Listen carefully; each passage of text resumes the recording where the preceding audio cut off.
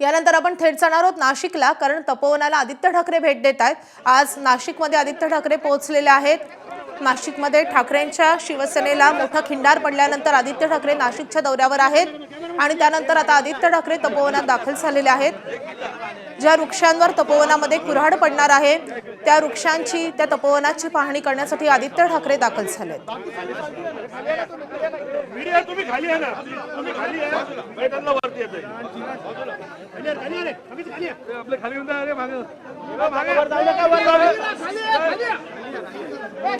आदित्य ठाकरे आज नाशिक दौऱ्यावर आहेत। खरं तर या तपोवनाचा मुद्दा गेल्या काही दिवसांपासून चांगलाच पेटलेला आहे। सर्व पक्षीयांनी तपोवन मधल्या वृक्षतोडीला अगदी तीव्र विरोध दर्शवलेला आहे। अगदी सत्ताधारी पक्षामधल्या शिवसेनेने देखील आणि त्यासोबतच अजित पवारांच्या राष्ट्रवादीने देखील तपोवन मध्ये होणाऱ्या वृक्षतोडीला विरोध दर्शवलेला होता आणि विरोधी पक्षामधल्या सगळ्याच पक्षांनी, मग ती ठाकरेंची शिवसेना असो, मनसे असो की काँग्रेस असो, या सगळ्या पक्षांनी देखील विरोध दर्शवलेला होता। आणि त्यानंतर आता आदित्य ठाकरे तपोवन मध्ये दाखल झालेले आहेत। आपण पाहतोय की जे पर्यावरणवादी आहेत किंवा जे आंदोलनकर्ते आहेत त्यांची आदित्य ठाकरे भेट घेत आहेत आणि त्यांचं काय म्हणणं आहे हे देखील जाणून घेत आहेत।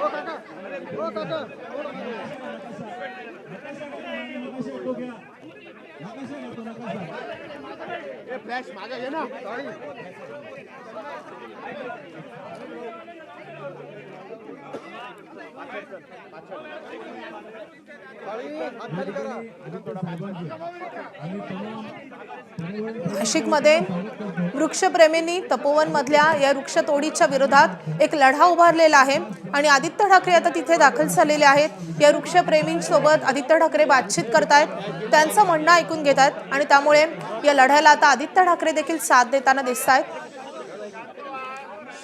राज ठाकरेंनी देखील या वृक्षतोडीला तीव्र विरोध केलेला होता। राज ठाकरेंनी एक्सवर पोस्ट टाकलेली होती आणि या सगळ्या वृक्षतोडीला विरोध केला होता। त्यानंतर आदित्य ठाकरे देखील आता या लढ्याला साथ देताना दिसत आहेत। आपले प्रतिनिधी शुभम बोडके आपल्या सोबत आहे। शुभम, आदित्य ठाकरे दाखल झालेले आहेत, आता कदाचित आदित्य ठाकरे बोलतील देखील, मात्र सध्या काय सुरू आहे तपोवनात?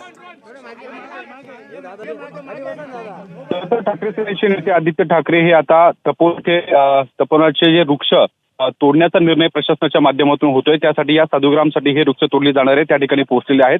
पर्यावरण प्रेमींचा गेल्या अनेक दिवसांपासून या ठिकाणी या वृक्षतोडीला विरोध आहे। अनेक संघटना त्या ठिकाणी समोर आलेल्या होत्या, त्यासोबत राजकीय पक्षाने देखील आपली स्वतःची भूमिका त्या ठिकाणी व्यक्त केलेली होती। एकूणच हे झाडं तोडू नये अशी भूमिका एकूणच नाशिककरांची देखील होती। त्यामुळे आता स्वतः आदित्य ठाकरे हे त्या ठिकाणी पोहोचलेले आहेत, झाडांची पाहणी ते त्या ठिकाणी करत आहे। एकूण जर बघितलं तर वृक्षप्रेमींच्या विरोधानंतर त्या ठिकाणी प्रशासनाने देखील जनसुनावणी घेतलेली होती।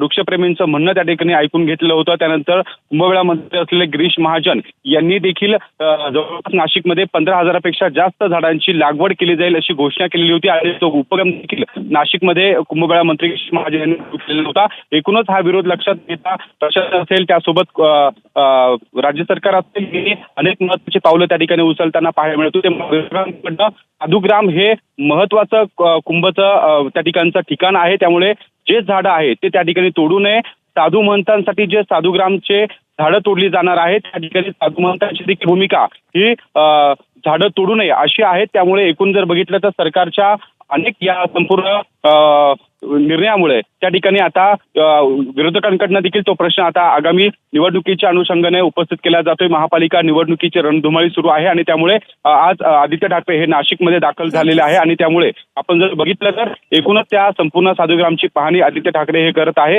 झाडांची पाहणी करत असताना आदित्य ठाकरे यांच्याकडनं ही झाडं कशासाठी तोडली जात आहे, किती झाडं तोडली जाणार आहे, 10 वर्षाच्या आतले हे झाड आदित्य ठाकरे आता पाहणी करतायत, त्यानंतर आदित्य ठाकरे नेमकी काय भूमिका मांडतात हे पाहणं महत्त्वाचं असेल। शुभम, धन्यवाद या सगळ्या सविस्तर माहितीसाठी। एबीपी माझा, उघडा डोळे बघा नीट।